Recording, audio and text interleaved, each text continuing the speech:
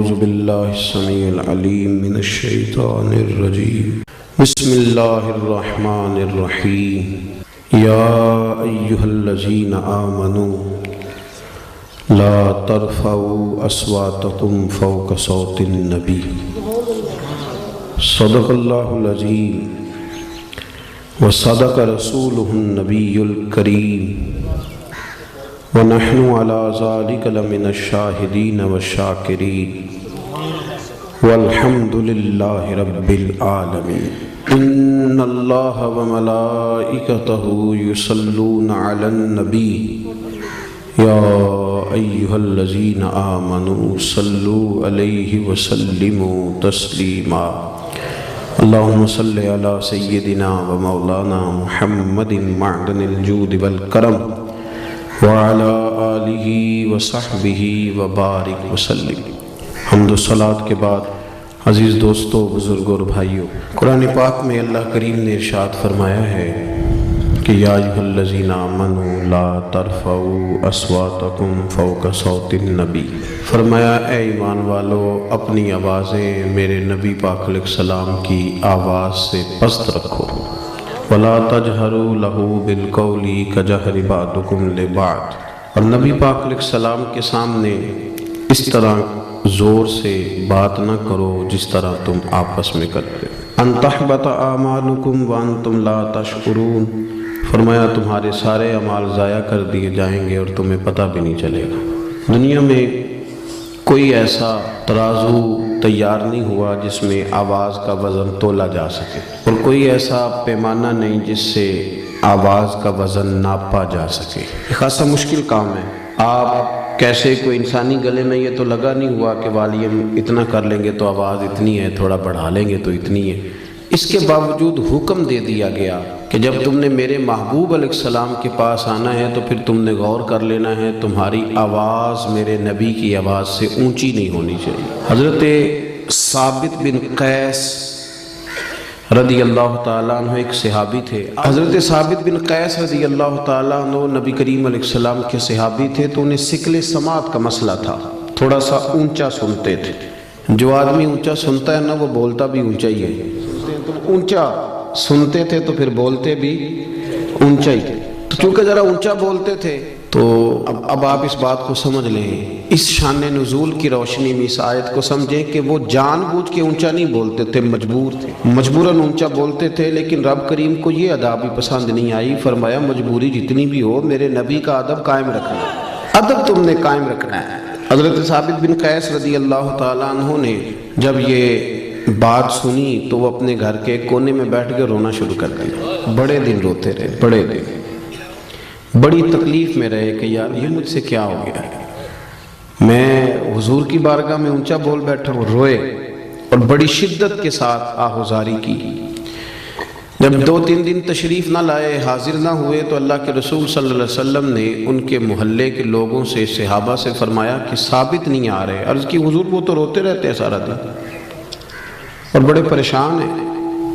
حضور نے فرمایا جاؤ کوئی اسے جا کے کہو کہ تجھے تیرے رسول نے بلایا ہے، جاؤ جا کے کہو کہ تجھے حضور نے تے جے محبوب بلاوے ایک دم تے پھر سر نو پیر بنائیے، او سر منگے تے سر دے دئیے تے کدے بھی دیر نہ لائیے، تے یار دا کدے بھی گلا نہ کریے، پاواں سیک دئی مر جائیے، آزم یا تے لائیے ہی نہ، جے لائیے تے پھر توڑ نہیں بھائیے۔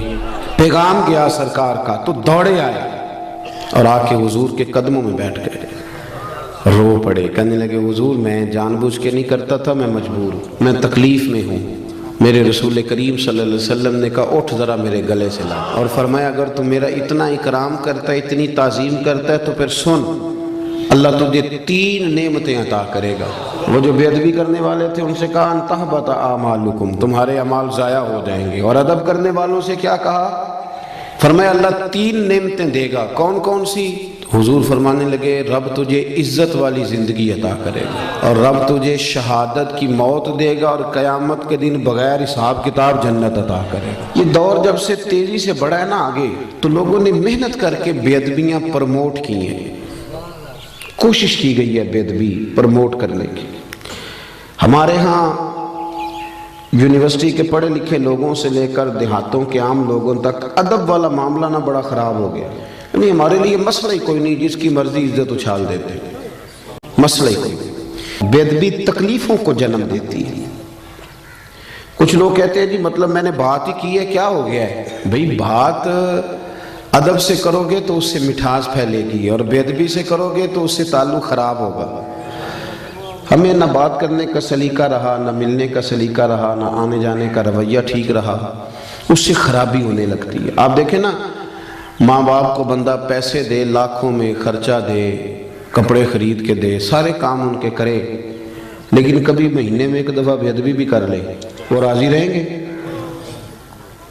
بیوی کہتی ہے اپنے شوہر سے، وہ کہتی ہے تو نہ مجھے سال کے بعد ایک جوڑا لے کے دیا کر، اور تو تھوڑے پیسے دے دیا کر، میں گزارا کر لوں گی، پر تو نہ مجھے گالی نہ دیا کر. وہ جو تو نے کل بات کی تھی تو میں ساری رات سو نہیں سکی، تو نے اتنی سخت بات کر دی. تضحیک اور توہین جو ہوتی ہے یہ تکلیف دیتی ہے آدمی، اذیت پہنچتی ہے، اذیت. شوہر اپنی بیوی سے کہتا ہے کہ تو نہ کپڑے نہ بھی دھوئے گی تو میں دھوبی سے دھلوا لوں گا، روٹی میں ہوٹل سے کھا لوں گا، پر میری ماں کی عزت کیا کر. جب تو ان کی توہین کرتی ہے تو میرا دل پھٹتا ہے، مجھے تکلیف ہوتی ہے. آپ اس بات کو سمجھ لیں کہ یہ جو بے ادبی ہوتی ہے نا، یہ بڑا نقصان کرتی ہے معاشرے. ہم تو جہاں بیٹھتے ہیں آپ یقین کریں بے ادبی ہے، توہین ہی توہین ہے. نہ عالم دیکھا، نہ صوفی دیکھا، نہ سفید داڑھی والا دیکھا، نہ کوئی اچھا آدمی. کیونکہ ہر چیز کے اندر ہمیں دنیا نظر آتی ہے، لالچ ہی لالچ رہ گیا ہے. ہر چیز میں ہم ہر چیز کو اسی رنگ سے دیکھتے ہیں، اسی اینک سے دیکھتے ہیں. یہ بڑا خوبصورت رشتہ ہوتا ہے میاں بیوی کا رشتہ. یہ وہ واحد رشتہ ہے جسے اللہ تعالیٰ نے اپنی نشانیوں میں سے نشانی قرار دیا ہے. ان میاں بیوی کے سبب سے اولاد آئے گی، ان کے بچے ہوں گے. یہ سارا اخلاص والا رشتہ تھا، پر اس میں بھی لالچ آ گیا. لڑکی والے دیکھتے ہیں کہ لڑکا کیا کماتا ہے، اوپر کی کمائی کتنی ہے معاذ اللہ، اور لڑکے والے بھی پوچھتے ہیں لڑکی کیا لے کے آئے گی. تو جب یہاں بھی لالچ آئے گا، مادیت آئے گی، تو حسن ضائع ہوگا، اخلاص ضائع ہوگا. پھر جب وہ ڈیمانڈ پوری نہیں ہوگی پھر توہین ہوگی. کبھی بھی بے ادبی نہ کریں کسی جگہ بیٹھ کے. حدیث پاک سنیں، بخاری مسلم میں مشکات میں موجود ہے. حضرت ابو ہریرہ راوی ہیں. نبی کریم صلی اللہ علیہ وسلم نے فرمایا جس نے 3 لوگوں کی عزت کی. بہت بڑے جملے ہیں حدیث کے، بہت بڑے، ذرا غور کرنا. حضور فرماتے ہیں جس نے 3 لوگوں کی عزت کی، سمجھے میں نے اپنے رب کی عزت کی ہے. اللہ کرے آپ کو سمجھ آئے. دیکھیں حضور نے کتنی بڑی بات کر دی. فرمایا جس نے ان 3 کی عزت کی، سمجھے میں نے اپنے رب کی عزت کی. وہ 3 لوگ کون ہیں؟ تو حضور نے فرمایا جس نے سفید داڑھی والے مسلمان کی عزت کی. عالم نہیں، مفتی نہیں، صوفی نہیں، درویش نہیں، خالی مسلمان ہو، داڑھی سفید. فرمایا جس نے سفید داڑھی والے مومن کی عزت کی، جس نے عدل کرنے والے بادشاہ کی عزت کی، اور حضور فرماتے ہیں جس نے قرآن پاک کے عالم کی عزت کی، وہ سمجھے میں نے اپنے رب کا احترام کیا ہے. لیکن ادب نہ کام تھوڑا مشکل ہے. یہ جو لوگ بہانے بناتے ہیں نا کہ آج کل کامل بندہ ہی کوئی نہیں، اچھا بندہ، شریف آدمی کوئی نہیں، یہ اصل میں نا بیچارے مجبور ہیں، ان سے ادب ہوتا ہی نہیں. ادب اتنا آسان کام ہوتا تو پھر ابو جہل بھی نہ کر لیتا، عقل تو اسے بھی ساری تھی. ادب ایک خاصا مشکل کام ہے. اس کے لیے نا پھر ہم بہانے تلاش کرتے ہیں، ڈھونڈتے ہیں، کہانیاں بناتے ہیں. کہانیاں. ایک جگہ پہ میں بیٹھا تھا چند دن ہوئے، تو وہاں کچھ لوگ نا علماء کے بارے میں کچے کمزور، اور کسی مولوی کے سامنے بندے اس لیے بھی کسی کی توہین کرتے ہیں کہ اسے بتایا جائے کہ تو چنگا ہے، باقی کوئی بھی نہیں چنگا. حالانکہ اس طرح کے بندے بڑے سیانے ہوتے ہیں. وہ جب یہاں سے اٹھ کے جاتے ہیں تو دوسرے کو بھی یہی سٹوری سناتے ہیں جا کے. وہ بڑے تیز ہوتے ہیں. وہ میں نے کہا یار چھوڑیں، آپ ایک بہترین عالم کے بارے میں اس طرح کی باتیں کیوں کر رہے ہیں؟ کہنے پیسے بڑے لیندہ جی، 40,000 روپیہ منگتا ہے. تو میں کہ کیوں دیندے ہو؟ آپ مجھے ایک بات بتائیں، جو چیز مارکیٹ میں بکے نہ اس کا کوئی خریدار ہوتا ہے؟ بنتی چیز تب ہے جب اسے کوئی خریدتا ہے. ہم نے پہلے مارکیٹیں بنائی ہیں، بندے خریدنے شروع کیے ہیں، پیسے دینے شروع کیے ہیں، بندے خراب کیے ہیں، پھر ہم نے تنقید کرنی شروع کر دی. آپ نہ خریدیں وہ مال خود بخود نہیں بکے گا. خریدتے ہیں اس کے بعد توہین کرتے ہیں. توہین نہیں کریں، اس سے تعفن پیدا ہوتا ہے. یہ نظریہ ٹھیک نہیں. آپ اکرام کریں، احترام کریں، ادب کریں. ادب بڑا حسن ہے، ادب بڑا وقار ہے. ادب سے انسان کے اخلاق کا پتہ چلتا ہے. ادب کے ساتھ اس کی سیرت چمکتی ہے، ادب کے ساتھ بہت ساری چیزیں ایسی ہوتی ہیں جو نکھر کے باہر آتی ہیں۔ آپ اکرام کریں، آپ احترام کریں۔ حضرت ابو درداء رضی اللہ تعالیٰ عنہ فرماتے ہیں نبی کریم صلی اللہ علیہ وسلم کی بارگاہ میں حاضر ہوا، سرکار دو عالم صلی اللہ علیہ وسلم کے چہرے پر میں نے کچھ ناراضگی دیکھی، تو میں نے کہا حضور آپ ناراض ہیں؟ تو حضور نے فرمایا ہاں، مجھے تمہارے ایک فعل نے ناراض کیا ہے۔ تو حضرت ابو درداء کہتے ہیں میرے تو پیروں تلے زمین ہی نکل گئی، حضور ناراض ہو گئے۔ تو میں نے عرض کی یا رسول اللہ صلی اللہ علیہ وسلم مجھ سے کیا غلطی ہوئی؟ تو حضور نے فرمایا ابو درداء آج تم گلی میں چل رہے تھے؟ یا رسول اللہ میں چل رہا تھا۔ فرمایا ابو بکر صدیق بھی ساتھ تھے؟ حضور وہ بھی ساتھ تھے۔ فرمایا تم نے سوچا ہی نہیں، تم میرے ابو بکر کے آگے آگے چل رہے تھے، تم نے یہ غور ہی نہیں کیا، تم ابو بکر صدیق کو پشت کر کے چل رہے تھے۔ اور پھر حضور نے فرمایا ابو درداء سن لو، نہ کسی پہ سورج غلوب ہوا نہ طلوع ہوا جو میرے ابو بکر صدیق سے افضل ہو۔ اگر آپ اکرام ہی نہیں کرتے، آپ احترام ہی نہیں کرتے، آپ کا مزاج ہی نہیں، تو پھر دیکھیں نا بات اتنی پھیلی ہے کہ بندے کو بیچارے کو منہ دھونے کا پتہ نہیں، اسے لفظ بھی سیدھے نہیں بیان کرنے آتے، اور وہ تبصرہ کرتا ہے صحابہ پر، اہل بیت پر، ان لوگوں پر تبصرہ کرتا ہے جن کے نام بھی وضو کر کے لینے چاہیے، وہ ان کی بات کرتا ہے جن کے بارے میں انسان کو بڑا سوچ سمجھ کے بات کرنی چاہیے، بڑا اس کا لب و لہجہ ٹھیک ہونا چاہیے، بڑا درست ہونا چاہیے۔ لیکن ہمارے ہاں شدت کے ساتھ بے ادبی نے رواج پکڑا ہے، اور میں بڑی درد کے ساتھ آپ کی خدمت میں عرض کرتا ہوں کہ ادب والی جماعت کے اندر بے ادب لوگ پیدا ہوتے جا رہے ہیں۔ ادب والی جماعت کے اندر جو کسی کو کچھ نہیں سمجھتے، پگڑیاں اچھالتے ہیں، سخت جملوں کے ساتھ بات کرتے ہیں، سخت گیر ان کا رویہ ہوتا جا رہا ہے۔ اکرام کریں، احترام کریں، ادب کریں۔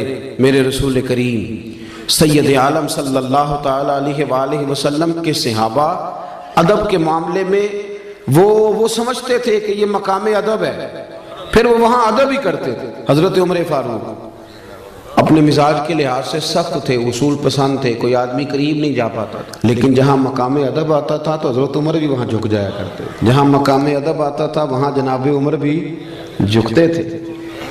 ایک دن نا صحابہ کرام نے مسجد میں بیٹھ کے یہ میٹنگ کی کہ یار حضرت نبی رحمت علیہ السلام کے زمانہ مبارکہ میں تو بظاہر غربت تھی، حضرت ابو بکر صدیق کے دور میں بھی اسلام پر زیادہ وسعت نہیں ہوئی تھی، اب تو اللہ نے کھول دیا بڑا کچھ، اب تو لاکھوں کا مال آ رہا ہے، بے حساب دینار آ رہے ہیں، پر عمر فاروق کا کرتا وہی پھٹا پرانا۔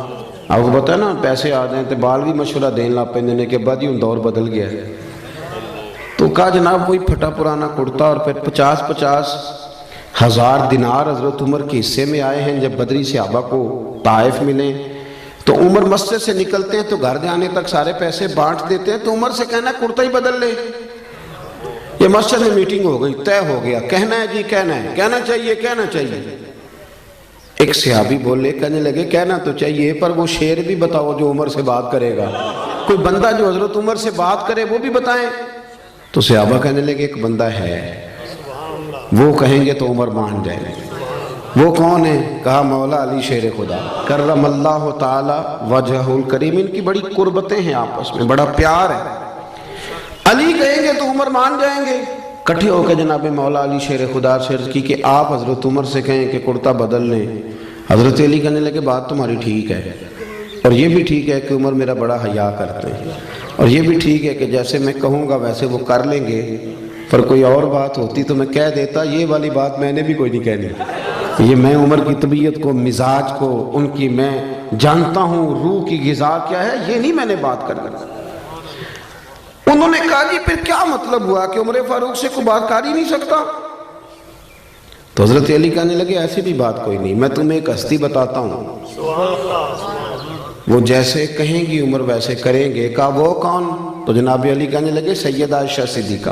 حضرت عائشہ صدیقہ ام المومنین ہیں، مومنوں کی ماں ہیں، وہ جیسے کہیں گی عمر ویسے ہی کریں گے۔ دیکھیں نا حضرت عمر فاروق امیر المومنین ہیں، ویسے بھی عمر میں بڑے تھے سیدہ عائشہ صدیقہ سے، لیکن پیغام گیا حضرت عائشہ کا۔ صحابہ نے جا کر حضرت عائشہ صدیقہ سے کہا کہ آپ بات کریں، تو آپ نے پیغام بھیجا، فرمایا بالکل کہنا چاہیے عمر سے کہ کرتا بدل لے، ویسے بھی سرکار دو عالم علیہ السلام کا فرمان موجود ہے کہ اللہ تعالیٰ نعمت دے تو اس کا اثر دیکھنا پسند کرتا ہے، تو کہنا چاہیے۔ کہتے ہیں جناب عائشہ صدیقہ رضی اللہ تعالیٰ عنہ نے پیغام بھیجا حضرت عمر کو کیسر و کسرا کے بادشاہ بلاتے تھے تو فرماتے تھے جاؤ دوڑ جاؤ، میرے پاس ٹائم نہیں۔ لیکن جناب عائشہ صدیقہ کا جب پیغام گیا تو حضرت عمر نے 1 منٹ نہیں لگایا۔ تو یار ضروری ہے کہ ہر جگہ گردن اکڑ کے بندہ چلے، 1 منٹ میں پہنچے۔ حضرت انس بن مالک کہتے ہیں میں دیکھ رہا تھا پردے کے پیچھے اتحیات کی حالت میں بیٹھ کر، اور کہنے لگے اماں جی حکم ہو میرے لیے، حکم ہو مجھے فرمایا جائے، میں حاضر ہو گیا، میں نے دیر تو نہیں کی۔ تو جناب عائشہ صدیقہ رضی اللہ تعالی عنہ کہنے لگی نہیں آپ وقت پہ آئے ہو، تو فرمانے لگے میں تو بڑا خوش قسمت ہوں نا، مجھے نبی پاک کے گھر سے پیغام گیا ہے۔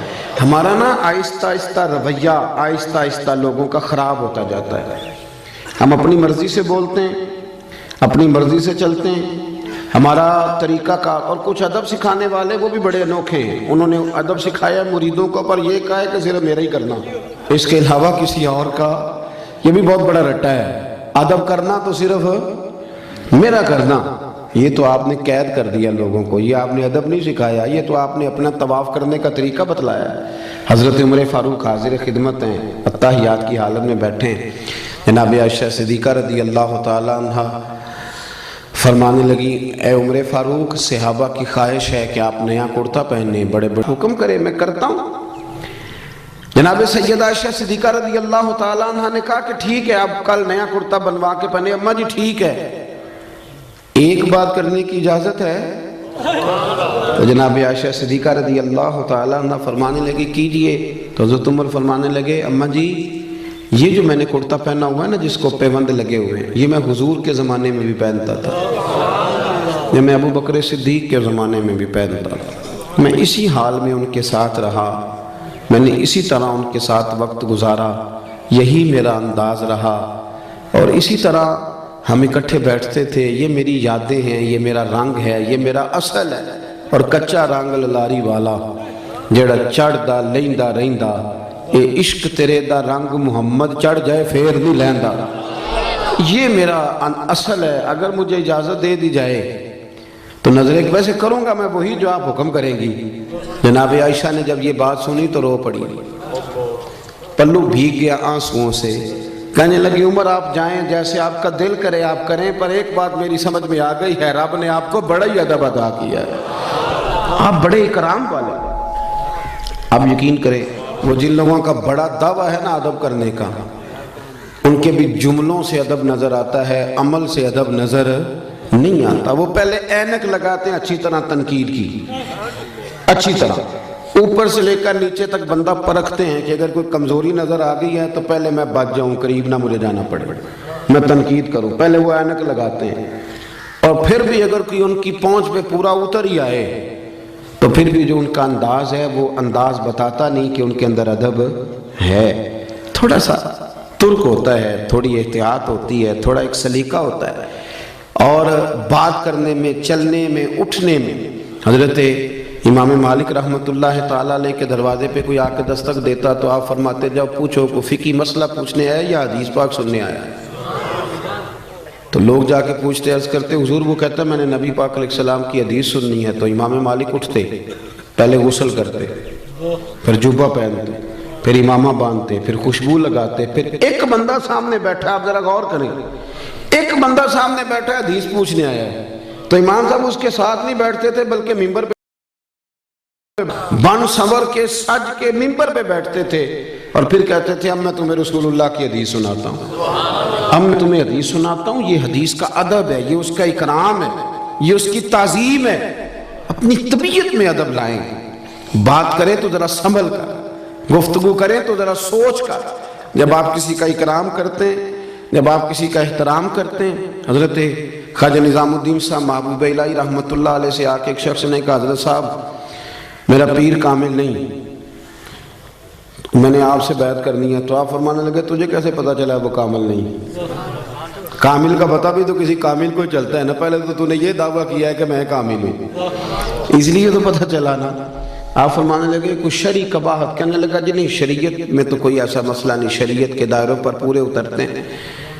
تو خواجہ نظام الدین صاحب محبوب الہی رحمۃ اللہ تعالیٰ علیہ ارشاد فرمانے لگے تو اللہ کی رضا کے لیے اسی کی خدمت کر اور اسی کا ادب کر، تو ادب کر، تو خدمت کر، کامل نہ ہوا نا تو اللہ تیرے خلوص کی برکت سے اسے کامل کر دے گا، لیکن بید بھی نہ کر، توہین نہ کر کبھی بھی۔ یہاں تو نا میں نے شروع میں کہا اہل حق بھی بٹ گئے ہیں۔ ہم اپنے ماننے والوں کو یہ تربیت کرتے ہیں کہ کسی اور کی تعظیم بالکل نہ کرنا، میری کرنا، اور بڑے بڑے بہانوں سے۔ یہ طریقہ درست نہیں، یہ تو آپ بے ادبی کو پروموٹ کر رہے ہیں۔ ادب کرے، اکرام کرے، ہمیں کیا لگے؟ ہم نے تو ادب کرنا ہے کہ بندہ نبی پاک کے مصلی پہ کھڑا ہے، ہم نے تو ادب کرنا ہے وہ نبی پاک کے ممبر پہ بیٹھا ہے۔ بندہ دیکھنا کوئی ضروری تو نہیں نا، نسبت دیکھنی ہے، نسبت دیکھنی ہے، نسبت۔ وہ اب نا ایک اور بھی بحث ہونے لگی ہے، فلانا سید ہے اور فلانا سید ہے۔ میں کہ اللہ اللہ تیرے کو صاحب پوچھنا ہے، صاحب کر کے دس کیڑا ہے تو کیڑا نہیں۔ میرے اعلیٰ حضرت بریلوی رحمۃ اللہ نے لکھا ہے، جو کہتا ہے نا میں سید ہوں اس کا ادب کرو، تمہیں اللہ ادب کرنے کا اجر عطا کرے گا۔ تمہیں بحث کرنے کی بھلا کیوں ضرورت پیش آئی؟ تم نے تھرمامیٹر پکڑا، لوگوں کو چیک کرتے پھرتے ہو۔ ادب کریں، اکرام کریں، اس سے آپ کا وقار بڑھے۔ حضرت خواجہ قمر الدین سیالوی رحمۃ اللہ علیہ، حضرت شیخ الاسلام رحمۃ اللہ علیہ پنڈی کے علاقے میں تشریف لے گئے تھے، تو وہاں نا ایک شاہ جی تھے، وہ بڑی خوبصورت تلاوت کرتے تھے، بڑا سونا قرآن شریف پڑھتے تھے۔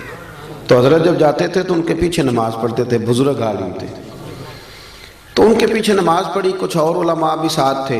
ہم غلطی ہو گئی ہے کہ نماز تو ہوئی ہی نہیں سرے سے۔ ہمارے بندے تو لقمہ دینے میں بھی 1 منٹ لگاتے ہیں نا، آپ کو پتہ ہے نا، 1 منٹ لگتا ہے لوگ اسی وقت لقمہ، بلکہ پتہ چل جائے صحیح کہ یہ غلطی ہے، پھر تو خیر صلی اللہ، اللہ مہربانی فرمائے، پھر تو نہ ہو۔ دیکھیں گے بزرگوں کا طریقہ تھا، اگر کوئی عالم کے اندر غلطی محسوس کرتے تھے تو پوچھتے تھے کہ یہ آپ نے کام کیا ہے، اس کی کیا حکمت تھی؟ لیکن وہ بعض بندے پا نہ پڑھی تھے، ہاں جی تسی تے بابا سیانے ہو، بڑی گلاں تانوں اگے بھی ہوندیاں، وہ فٹافٹ لقمہ 1 منٹ سے پہلے، مینوں بھی پوچھ لیا جائے، اور ٹھہر جا پہلے پوچھ تو لے، حکمت تو ذرا دیکھ لے۔ لیکن وہ جلدی ہے نا، مجھے یہ تھوڑا مرض ہے الرجی کا، پیروں پہ زیادہ ہے، میں کچھ سفر زیادہ کرتا ہوں تو تکلیف میں رہتا ہوں، میں نا ایک ٹانگ بچھا کے دوسری کھڑی کر کے روٹی نہیں کھا سکتا، کیونکہ وہ سارے میرے پیر زخمی رہتے ہیں۔ تو میں ایک جگہ آلتی پالتی مار کے بیٹھ کے روٹی کھا رہا تھا، تو ایک بندہ مجھے سبق درس دینے آ گیا، کہندا حضرت صاحب پھر کو ویکھے گا تے گلا کرے گا، سنت انج نہیں۔ میں کہ تبلیغ دا طریقہ بھی انج نہیں، آپ کو مجھ سے پوچھ تو لینا چاہیے تھا کہ جناب مسئلہ کیا ہے، آپ نے پوچھا ہی نہیں۔ آپ کو نہیں پتا کہ قرآن پاک نے کہا ادعو الی سبیل ربک بالحکمہ، جب کسی کو دین کی دعوت دو تو دانائی کے ساتھ دو۔ آپ پہلے پوچھ تو لیتے، آپ نے تو فٹافٹ جلدی کر دی۔ اور میں نے موزے اتار کے دکھایا تو کہنے لگا جی میں معذرت چاہنا، تو میں کہے جی گل تو پہلو سوچ دو تے، پھر ذرا تیرے لیے تھوڑی آسانی ہوتی، لیکن ہم اس طرف جانے کو تیار۔ وہ ایک شاعر نے کہا تھا بھائی کچھ تو مجبوریاں رہی ہوں گی، کچھ تو مجبوریاں رہی ہوں گی، یوں ہی کوئی بے وفا نہیں ہوتا۔ کہیں تو کوئی تکلیف ہوتی ہے تو انسان بعض اوقات کسی طرف بڑھتا ہے، لیکن فٹافٹ 1 منٹ سے پہلے لوگ تنقید کرتے اور سانس نہیں لیتے، کھڑا ہی نہیں ہونے دیتے۔ تو خواجہ قمر الدین سیالوی رحمۃ اللہ تعالیٰ علیہ نا سید صاحب کے پیچھے نماز پڑھی، عالم تھے، سید تھے، حافظ تھے، قاری تھے، غلطی ہو گئی، اور غلطی اتنی واضح ہے کہ نماز ہی نہیں ہوئی۔ ذرا سننا، میں ہوتا تو میرا تو فتویٰ بالکل میری جیب میں ہے، جانے کب مار دے کوئی مجھے کافر کر کے، شہر کا شہر مسلمان بنا بیٹھا ہے، اسی وقت فتویٰ دیتا اور ختم کر دیتا ہر شہر۔ اتنی عمر ہوگی نماز ہی نہیں پڑھانی ہوگی، پتہ نہیں کیا کچھ کہہ دیتے معاذ اللہ۔ تو وہ علماء ساتھ تھے، وہ آہستہ آہستہ اشارے ہونے لگے کہ نماز نہیں ہوئی، نماز نہیں ہوئی۔ تو خواجہ صاحب رحمۃ اللہ علیہ فرمانے لگے پتہ مجھے بھی ہے نماز نہیں ہوئی، لیکن یہ عام بندہ نہیں، یہ سید زادہ ہے، ان کو لقمہ دینا ہے تو میں کچھ جملہ تلاش کر رہا ہوں، کوئی لفظ مل جائے تو لقمہ دوں۔ خواجہ صاحب بڑے منطقی فلسفی تھے، پر بعض ادب والی جگہ ہوتی ہیں جہاں منطق فلسفے ختم ہو جاتے ہیں، وہاں ادب ہی دیکھیں نا، اعلیٰ حضرت سے بڑا منطقی فلسفی کوئی نہیں۔ جب ان کا کلام پڑھتے ہیں تو یوں لگتا ہے کہ لفظ خود اعلیٰ حضرت کے سامنے کھڑے ہو جاتے تھے کہ مجھے لکھو، زمین و زمان تمہارے لیے، مکین و مکان۔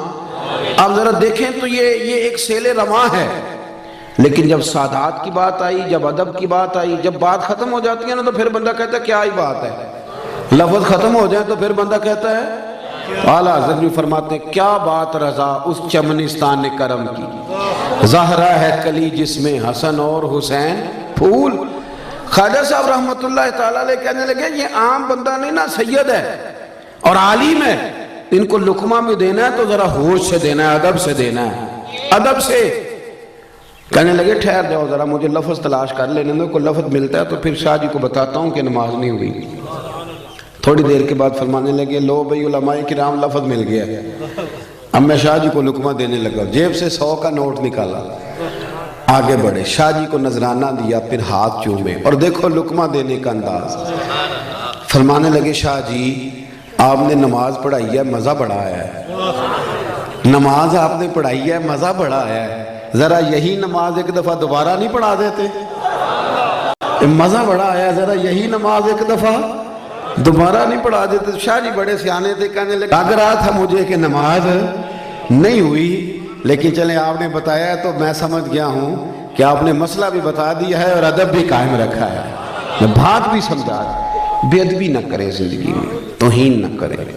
دیکھیں نا، آپ ایک لفظ کہہ کے گھر چلے جاتے ہیں پر وہ لفظ زبان سے نکلتا ہے دوبارہ واپس نہیں آتا، تھوڑا سوچ کے بولے۔ وَقُولُوا لِلنَّاسِ حُسْنًا، اللہ فرماتے ہیں لوگوں سے بات کرو تو اچھی بات کرو، اچھے پیرائے میں بات کرو، خوبصورت بات کرو، ادب کریں، اور ادب کوشش کریں کہ کوئی ضروری نہیں۔ تو ہمارے ہاں بہت سارے لوگ کہتے ہیں یہ تو آیا ہی نہیں حدیث میں، تو یہ آپ کیا کر رہے ہیں؟ بہت ساری باتیں ایسی تھیں جو سرکار فرماتے نہیں تھے پر صحابہ کرتے تھے۔